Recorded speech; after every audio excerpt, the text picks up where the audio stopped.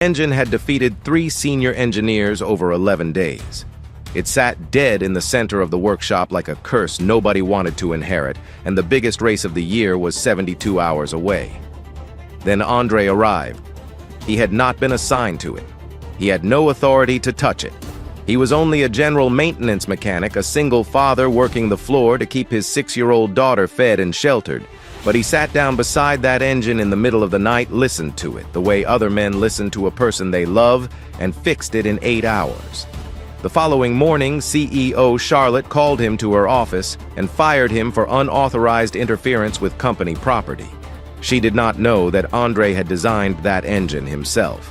Press play because the man they dismissed as invisible was the one who built everything they were proud of. Andre's apartment was the kind of place that told a story without a single photograph on the wall except for one. Above the small bookshelf, a single framed photograph showed a young black woman with a soft smile, her hand resting on the rounded curve of a pregnant belly. The frame was simple. The glass was clean. It was the only image in the apartment, and it was placed exactly where Andre would see it when he poured his first cup of coffee in the morning.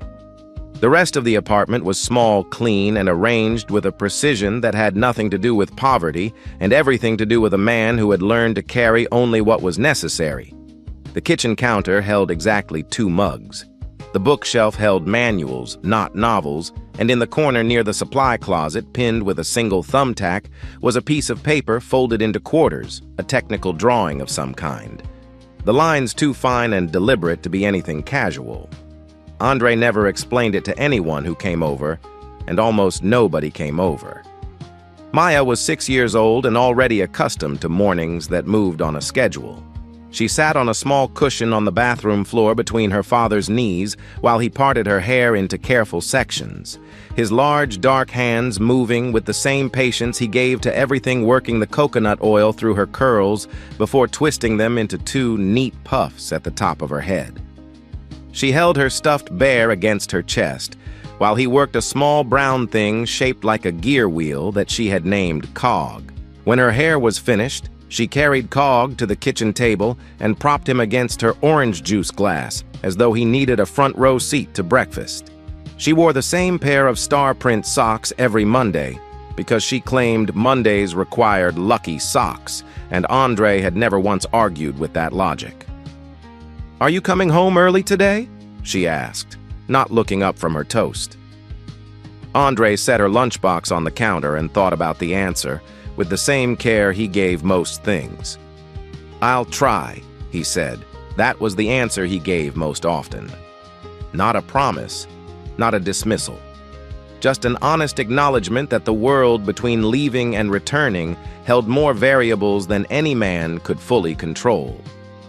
Maya accepted it the way she accepted most things, her father said with a slow nod, and the quiet trust of someone who had never been let down enough to doubt him. He tied her shoes before she left for the neighbor's care, pulling the laces taut with a particular tension. Not too tight, and not loose enough to come undone mid-stride. For a fraction of a second, his mind calculated the friction coefficient of the knot against the material of her laces. Then he stopped himself and looked away the way a man looks away from a mirror he does not want to face too early in the day. There is something worth pausing on here before the story moves further. We tend to imagine genius as loud, decorated, surrounded by recognition. But the most precise minds I have come across in life are usually the quietest ones, often standing in places nobody is looking. A man who can calculate friction in the time it takes to tie a child's shoe and who chooses to spend that calculation on his daughter's safety rather than on his own advancement is telling you who he is. The world rarely listens carefully enough to hear it. Apex Motorsport occupied 4 city blocks on the east side of the industrial district, a gleaming compound of glass and steel that the late Robert Sterling had built from a single workshop, and a refusal to accept that American racing could not compete with European engineering. The company was now worth $2 billion. It employed 412 people, operated in 6 countries, and had won more championship titles than its founder had ever allowed himself to predict out loud. Charlotte Sterling had inherited it 18 months ago, 2 weeks after her father's death, when she was 28 years old, and still learning what it meant to be in a room where everyone waited for her to speak first. Andre had joined 3 months prior. His application listed 9 years of general mechanical experience, 2 references that checked out, and nothing else. No university degree, no professional certifications beyond the standard safety requirements. He had listed his previous employer as a small independent garage in Ohio that no longer existed. The hiring manager had flagged it as thin. Preston, the chief operating officer who sat on the hiring committee that quarter, had approved it without comment. Andre was assigned to the lower workshop, the basement level, where the ventilation was weakest and the floor vibrated when the fabrication presses ran above. It was the kind of post that experienced mechanics requested transfers away from within 3 months. Andre had not requested anything. He showed up, did the work assigned to him, and spent whatever quiet time remained walking the perimeter of the ground floor looking at the cars the way a person looks at old family photographs. His colleagues had taken to calling him the quiet one, and then simply the quiet guy, and eventually just the guy on level 2 because he spoke rarely, and when he did, it was almost always about a mechanical problem and almost never about himself. He kept his head shaved close, his beard short and neat, and he wore the same gray long-sleeve work shirt every day, washed each evening at the small laundromat on the corner of his block. The other mechanics noticed him in the way people notice a fixture, present, dependable, not requiring attention. But occasionally, when he placed his palm flat against the body of a vehicle and closed his eyes for a moment, the way a doctor places a hand on a chest to feel what instruments cannot fully translate, something moved through his expression that nobody down on the lower level could quite name. It was not concentration. It was closer to recognition. The crisis announced itself on a Monday morning with the sound of Nathaniel, the lead engineer, a 45-year-old MIT graduate with 20 years of competition-level mechanical experience, sitting down very slowly in his chair and saying nothing for nearly a full minute. The GT7's fuel injection system had failed in a way that did not exist in any technical manual at any version from any manufacturer. The failure was in the tertiary pressure delivery sequence, a cascade malfunction that the diagnostic software identified as impossible given the current system configuration, which was its way of admitting that it had no idea what was wrong. Nathaniel had spent 3 days on it. A pair of external consultants flown in from the German manufacturer had examined it, spoken to each other in low voices, and flown home without delivering a solution. Preston called an emergency meeting on Wednesday afternoon.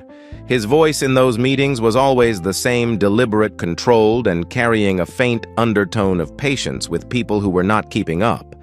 The options, as he laid them out, were 2: postpone the race entry or substitute the vehicle. Both would cost money.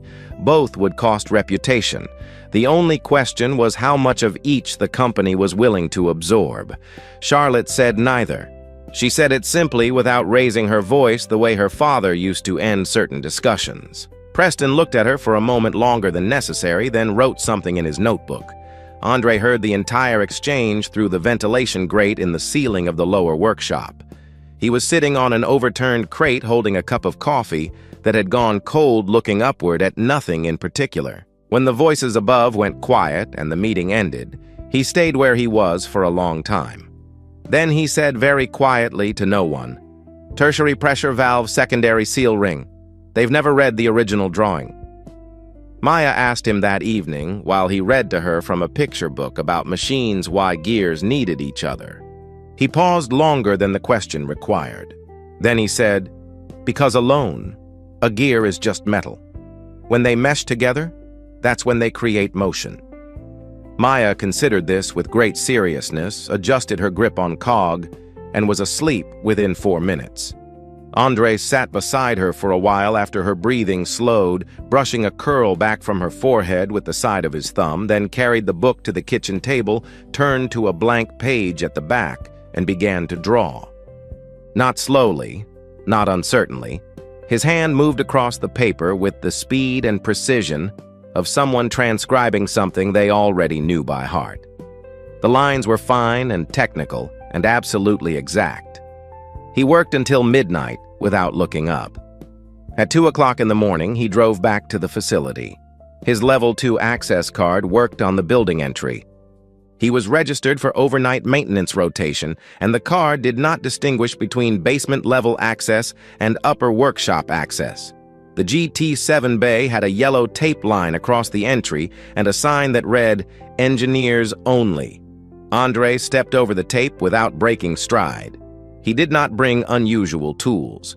He opened his standard issue kit on the floor beside the car and began from the outside in removing panels in an order that was not documented anywhere in the current maintenance protocol, because the current maintenance protocol was 3 generations removed from the original design logic.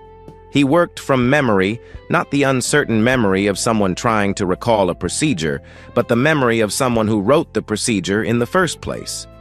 The tertiary pressure valve housing came apart in his hands the way it was meant to.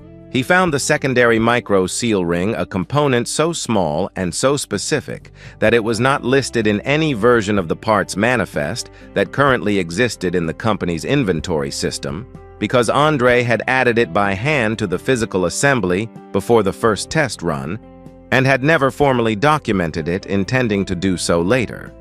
Later had not come. He replaced the seal with a component from a cross-referenced part number. He kept memorized, reassembled the housing in reverse sequence, and ran a manual pressure check using the analog gauge on the wall, a gauge that most of the current engineering staff did not know how to read because it predated the digital diagnostic system by 15 years. At 6:47 in the morning, the GT7's engine turned over and ran. The idle was smooth. The pressure readings were exact. Andre wiped his hands on a shop rag, packed his kit, and went to the lower workshop to start his regular shift. Walter found him there at 7:15.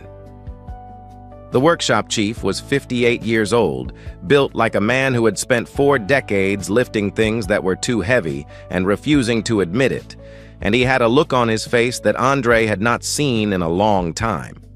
The look of a man who has just confirmed something he suspected and is not certain whether to feel relieved or afraid. Walter said nothing. He looked at the GT7 across the floor. Then he looked at Andre. Then he looked back at the car. Andre met his eyes. A small nod passed between them. Walter walked away without a word. Nathaniel ran the full diagnostic suite at 7:30 and stood for a long time reading the results.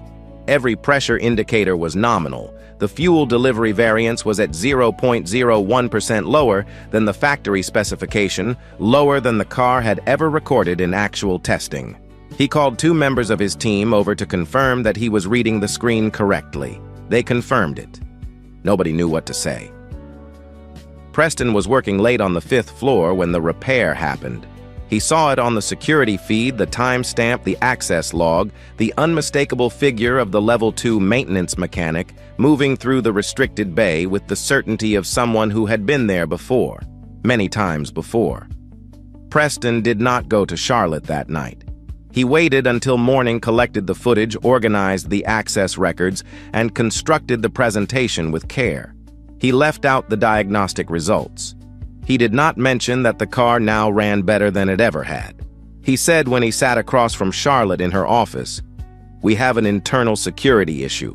An unauthorized employee accessed a restricted area and performed unsupervised intervention on our most critical asset without clearance of any kind." Charlotte watched the footage. The timestamp read 2:16 in the morning.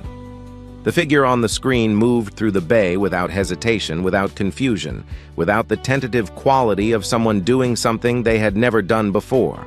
"Is the car functional?" she asked. "That isn't the point," Preston said. "I'm asking anyway."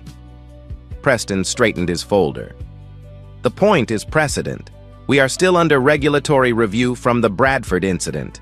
Any undocumented technical intervention, regardless of outcome, creates liability exposure that we cannot afford." Charlotte was quiet for a moment. 18 months ago, she would have deferred immediately. She was still learning when not to, but Preston was not wrong about the liability, and she did not yet have enough information to know what she was missing. She signed the termination notice. Andre arrived at her office wearing his work clothes, the gray long-sleeve shirt with the company logo on the left chest, clean, but carrying the faint smell of machine oil that never entirely left him. He stood in front of the desk without sitting. His eyes moved briefly across the room when he entered a habit so fast it was nearly invisible, and stopped for a fraction of a second on the large photograph mounted on the wall to the left, the first GT Series car, the vehicle that had won the championship in 2015, photographed in victory lane with confetti falling and the crew surrounding it.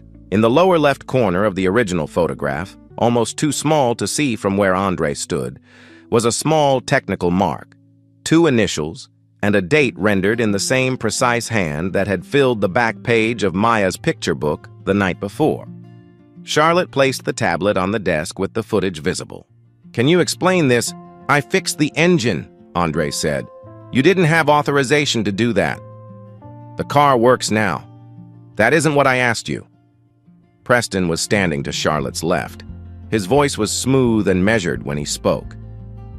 "Do you understand what that vehicle is worth? Do you hold any engineering certification relevant to that system? What exactly qualified you to touch it?" Andre did not look at Preston. He kept his eyes on Charlotte. "Do you want the car to run?" he said. "Or do you want the paperwork to be correct?" The question sat in the air between them. It was not rude. It was not defiant. It was simply the most direct translation of what he was asking her to choose, and it was the kind of question that had exactly one honest answer, and that honest answer would require her to explain why she was firing him anyway. Charlotte looked down at the desk. Preston placed one hand lightly on the back of her chair, barely a touch barely visible, and she looked back up. "I'm sorry, Andre. Your conduct violated our safety protocols and the scope of your position. We're terminating your employment effective today." Andre was quiet for 3 seconds. Then he buttoned the top button of his shirt slowly without hurry and looked at her one last time. "Before you run the car this weekend," he said, his voice carrying nothing louder than a suggestion, "you should read the original design drawings for the GT7, not the current version, the original, if the company still has them." Then he walked out. Preston watched the door close. His hand, which had been resting on the back of Charlotte's chair, pressed down briefly on the fabric before he released it. Below the window, through 15 floors of glass and steel, the GT7 sat in its bay with an engine that sang exactly the way it was built to sing. Charlotte stood and looked down at it for a long time after Andre left. She told herself she was thinking about liability protocol. She was actually thinking about the phrase he had used, the original, and the particular weight he had placed on it, the way someone places weight on a word that contains more history than the word itself can hold. He collected Maya from the neighbor's apartment at 3 o'clock in the afternoon. She was at the kitchen table with a drawing of what appeared to be a robot made entirely of circles, and she ran to the door when she heard him come in. "You're early," she said, surprised in the pleased way of someone whose expectations have just been exceeded. "I don't have work anymore," he said. Maya looked at him. "Are you sad?" He crouched down to her level the way he always did when he had something real to say. "No, but we're going to find something new." "Will the new place have cars?" He almost smiled. "Every place has cars." She nodded, solemnly satisfied, and went back to her robot drawing. Andre made dinner, watched her eat read to her, and waited until she was asleep to pick up his phone. He dialed the number he had deleted 3 nights ago, the one he had memorized before he deleted it, because he memorized things without trying to. 4 rings. Then a voice older, familiar, carrying the weight of a man who had been waiting for this call without ever being certain it would come. "I knew you'd call eventually," Walter said. "The car told on you." Pause here for a moment, because this is where the first chapter of the story ends, and there is something in it that deserves to be carried out into the rest of your day. Most of us at some point in our lives will be measured by people who have not bothered to learn who we are. We will be put in basements when we belong in the upper floors.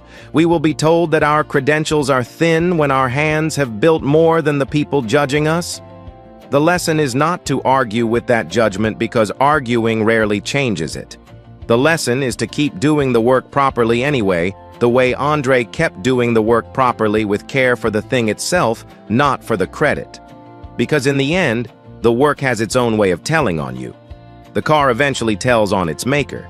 And until that day comes, you sit on the overturned crate, you drink the cold coffee, and you tie your daughter's shoes with exactly the right tension. That is enough. That has always been enough. The race weekend came and went. The GT7 ran every lap cleanly and finished second, Apex's best result in 9 years. The pit crew was loud. The engineers were jubilant. Photographs were taken, numbers were discussed, future projections were revised upward. Charlotte stood at the edge of the pit lane in the noise and the light and felt none of it properly. She had one hand in her jacket pocket, fingers resting against her phone, and she was thinking about a drawing she had not yet found. The car had told her something she had not been ready to hear the week before, and now the noise of the celebration felt like a language she understood only partially, as though the event itself were speaking in a dialect she had been raised alongside but never formally taught. Monday morning, she went looking for Walter.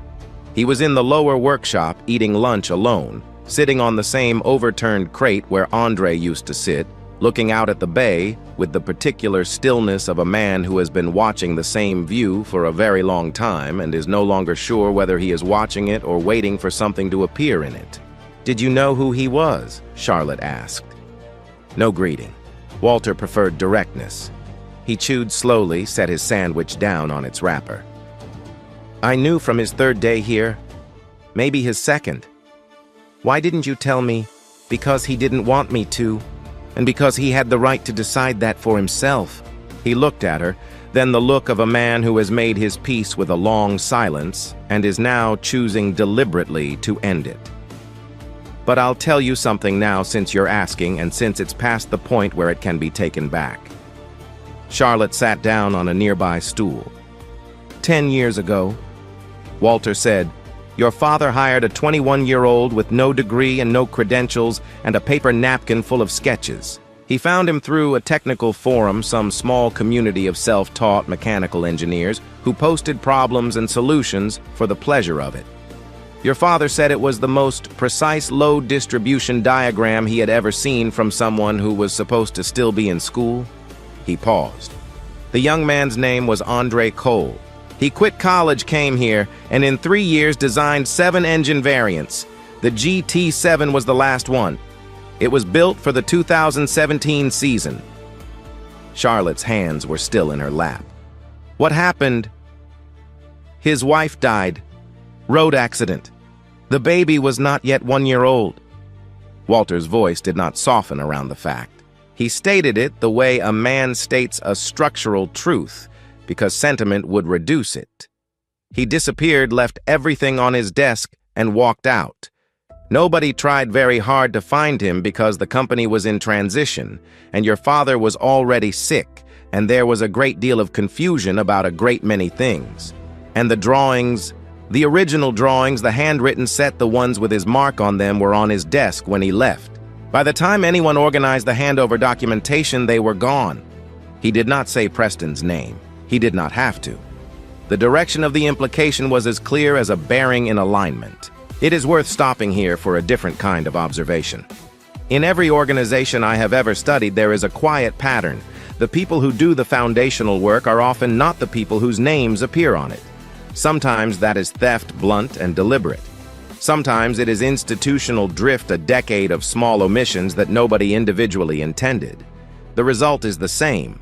A document gets simplified, a signature falls off, a young engineer disappears in grief, and by the time anyone thinks to look, the record has already been rewritten by people who were better at paperwork than they were at building. That is not a story about racing.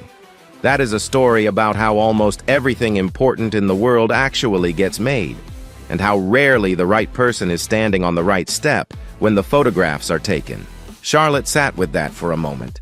The air in the lower workshop smelled of metal and oil, and the particular staleness of a room where ventilation has never quite kept pace with the work being done in it. "He came back," she said, not a question. "He came back because he was worried about the car." The GT7 has a modification in the tertiary pressure assembly, a secondary seal ring that he added by hand before the first test run and never formally documented. Without someone who knows it's there, the system runs fine for years. Then it doesn't.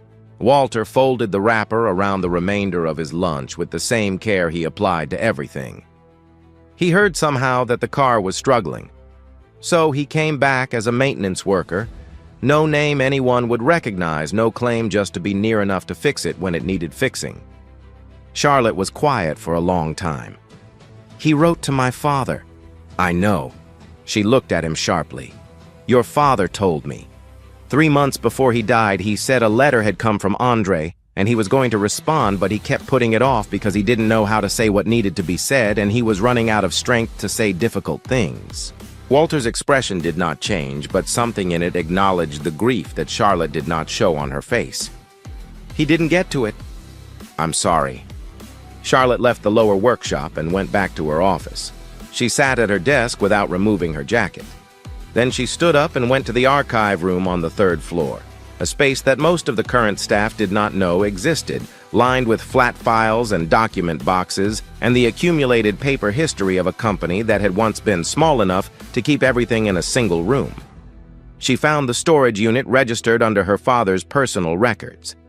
The combination lock was a 6-digit number, her mother's birthday, because her father used the same combination for everything and had never once worried about whether that was secure.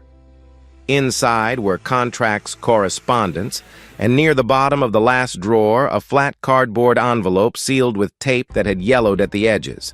The return address read A. Cole, and the postmark was 3 months before her father's death. She opened it. Inside was a single folded page. The handwriting was clear and direct, without flourish. "I heard you aren't well. I don't expect you to respond to this. I don't expect anything, but if Charlotte ever needs someone who knows the GT system from the foundation up, I still remember every measurement. I'm not asking for recognition. I only want to know that the car is safe. The car deserves better than what's happening to it. And so does the driver. A. C." Charlotte sat down on the floor of the archive room with her back against the shelf and the letter in her hands. Her father had liked to say when she was young and restless and impatient with detail, "The difference between a good car and a great car is not in the metal. It's in whether the person who built it was listening when they built it." She had never fully understood what he meant by that. She was beginning to. She photographed the original GT7 drawing from the archive, the one her father had locked away separately, the handwritten set, with the fine technical notations in the lower margin and the 2-letter mark in the corner. And she pulled the current engineering files and put them side by side. The modification Walter had described was there in the original and absent in every subsequent version.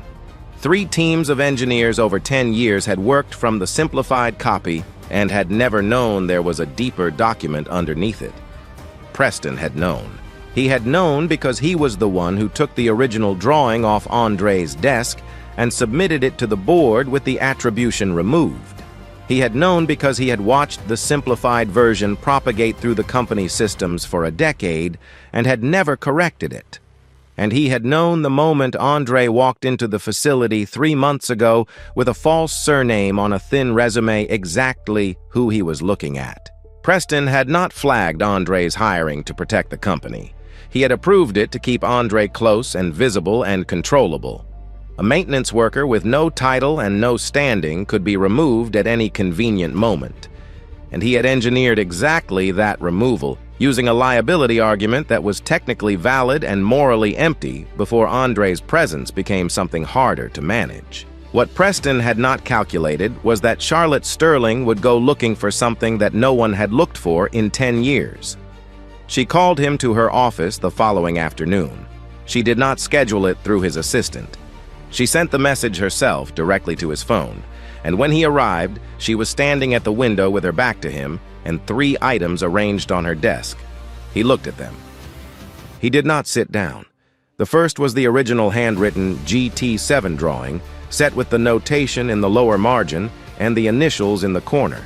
The second was a chain of internal emails from 10 years prior, authored by Preston, submitted to the board attributing the GT design to the engineering department in aggregate.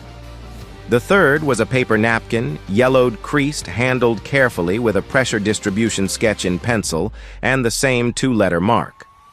Walter had kept it in his wallet for 10 years in the uncelebrated and total way that certain men hold on to proof of things that should not be forgotten.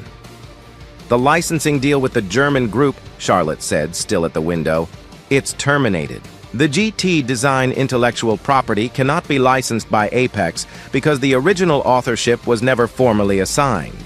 The actual author never signed a transfer agreement because no one ever presented him with one, because no one ever acknowledged that the document existed. She turned around.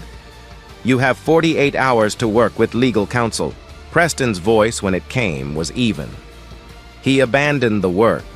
He walked out. This company developed and refined and manufactured. He walked out because his wife died and he was 21 years old and alone with a newborn. Her voice did not rise.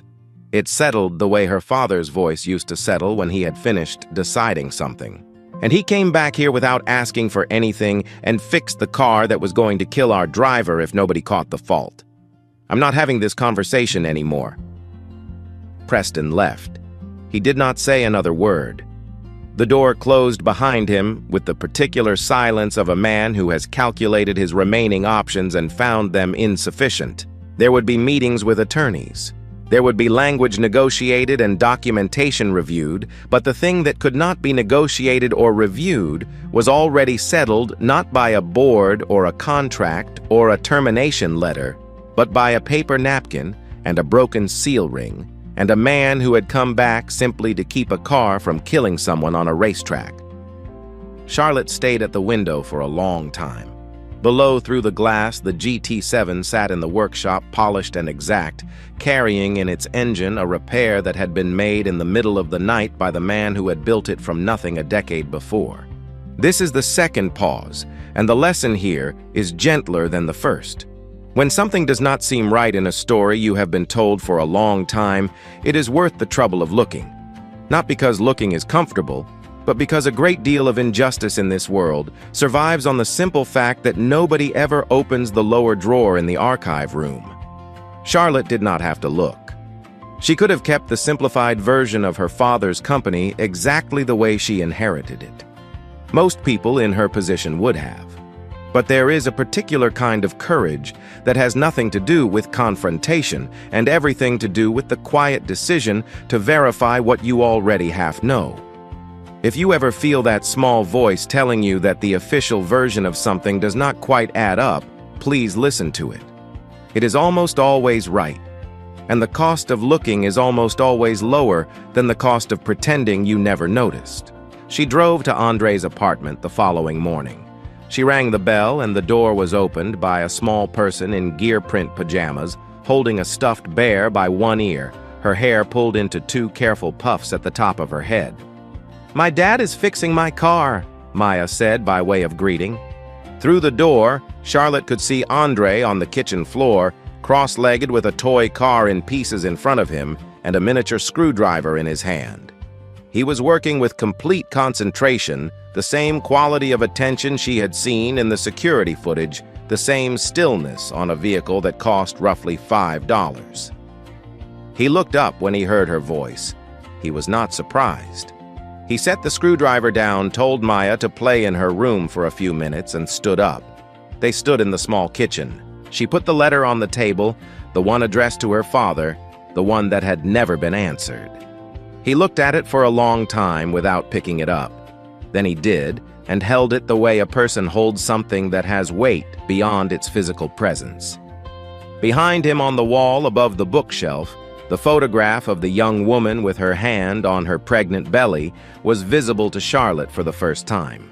She did not comment on it. She understood without being told. "Why didn't you say anything?" she asked. "When I fired you, why didn't you tell me?" "I didn't come here to reclaim anything," he said. "I came because the car needed someone who understood its original design. That's all." "That's all," she repeated very quietly, and the words did not quite fit the thing she was feeling. The GT7 has a failure mode that no one in your current engineering team can diagnose from the existing documentation, he said. Not because they aren't capable, because the documentation is incomplete. That's not their fault. If the car runs enough seasons without someone catching the valve sequence, it fails at speed. Your driver this season is 24 years old. Tyler, she said. Tyler. He confirmed, as though the name were the only necessary argument, and it was. Charlotte sat down at his kitchen table without being invited and without apologizing for it. A moment passed. Preston took your drawings. I know. Did you know when you came back? He was quiet for a moment. I suspected. I didn't come back to deal with Preston. I came back to fix the seal. She looked at him across the table, this quiet, careful man who had sat in her building for 3 months without a title, who had fixed a $2 billion engineering problem with a component the size of a thumbnail, who had been dismissed with a form letter and had said on his way out only that she should read the original documents. And she thought about what it meant to be in a room where everyone was looking for credit and no one was looking at the car. I'd like you to come back, she said, not as a maintenance worker. She slid a folder across the table. He opened it, read it from the first line to the last, with the patience of someone who does not sign anything without understanding it. She watched him. He was thorough and unhurried, and she recognized it as the same quality she'd seen in her father when her father read contracts. The recognition that language like engineering does not forgive imprecision. The confidentiality of personal history clause, he said. You decide what's public. I won't put you in front of a camera or a board or a press release without your explicit agreement. She paused. But I can't remove your name from the drawings. It was always there. It should have always been there. He was quiet for a moment. He knew I'd come back, didn't he? Your father. Charlotte held his gaze. He knew things he didn't have time to explain to me. I'm still finding them. Andre picked up the pen from the folder's inner pocket and signed the contract on the signature line with the same signature that appeared in the lower corner of the original GT7 drawings. The same 2 initials, the same angle, the same quiet certainty of a person who has known who they are for a long time and has simply been waiting for a moment when it was safe to say so. He set the pen down. One condition not in the contract. She waited. Tyler runs a full technical briefing before his next race. Not the maintenance protocol, the original design logic. He deserves to know what he's driving. Done, she said without hesitation. Maya emerged from her room at exactly the wrong moment and exactly the right moment, as she usually did, wearing one sock and holding Cog by both ears and asking whether the guest was staying for lunch. Charlotte said she couldn't. Thank you. Maya appraised her with the frank assessment of a 6-year-old and said, You have nice shoes, and went back to her room. Andre was almost smiling. Charlotte stood. At the door, she paused, because there was one thing left that she needed to say, and it was the kind of thing that did not have a clean professional form. I'm sorry, she said, for not asking the right questions when I should have. Andre considered this with the same seriousness he gave everything. You asked the right questions eventually, he said. That counts.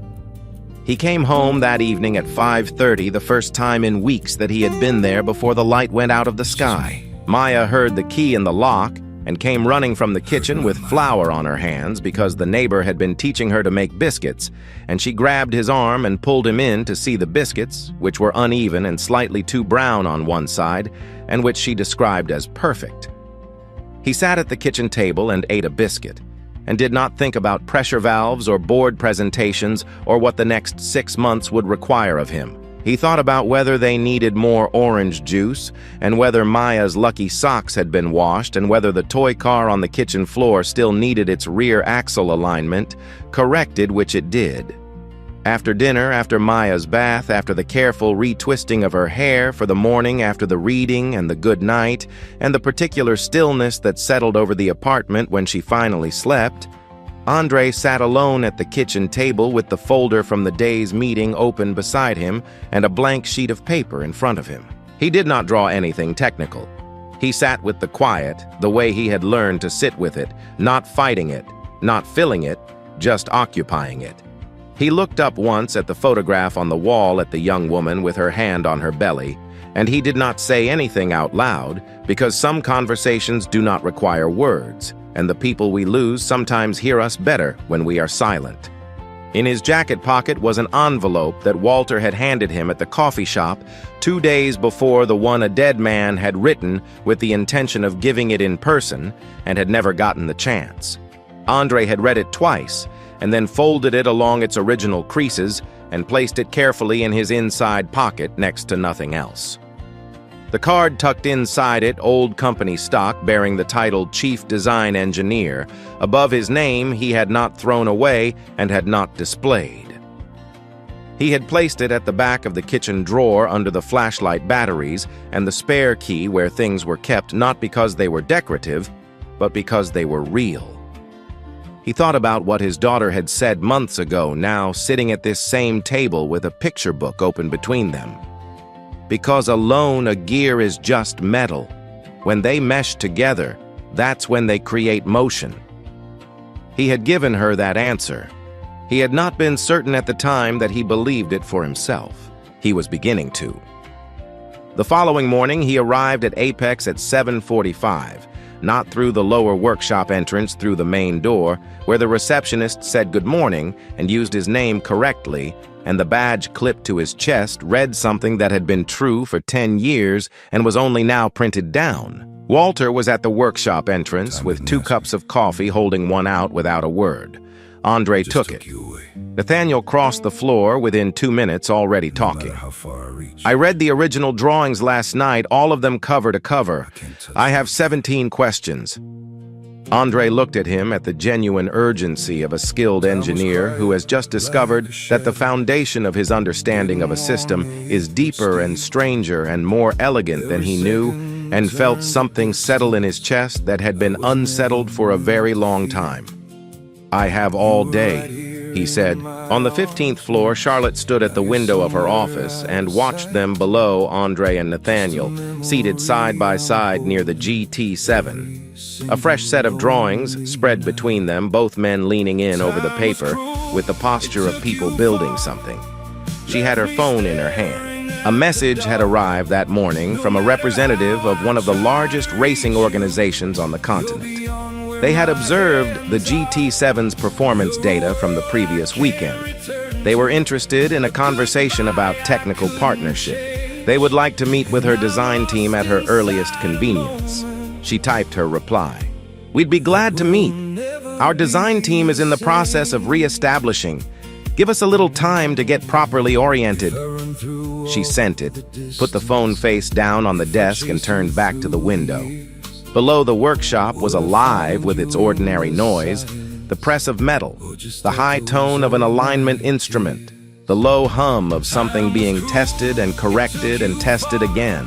And beneath all of it, if you were standing in exactly the right place and you were the kind of person who listened not for what was loud but for what was true, the sound of the GT7's engine running exactly as it had always been designed to run, as it had always been capable of running steady, certain, and finally, after 10 years of silence in the hands of someone who knew every note of it by heart.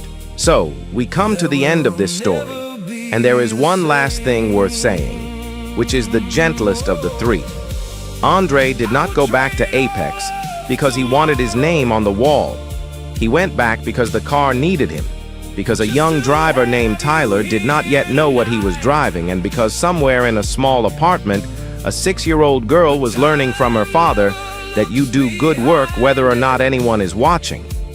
That is the quiet inheritance most of us actually pass down to the people who love us.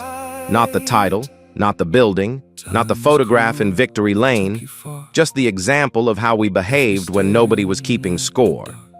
If you have ever felt overlooked or dismissed or sent down to the basement when you knew you belonged on the upper floor, please remember this: the work you do carefully in the dark for nothing is never wasted. Somewhere a car is running because of it. Somewhere a child is watching. And one morning, perhaps later than you would have wanted, the door opens and someone finally walks in holding the letter you wrote a long time ago, and you discover that you were heard all along.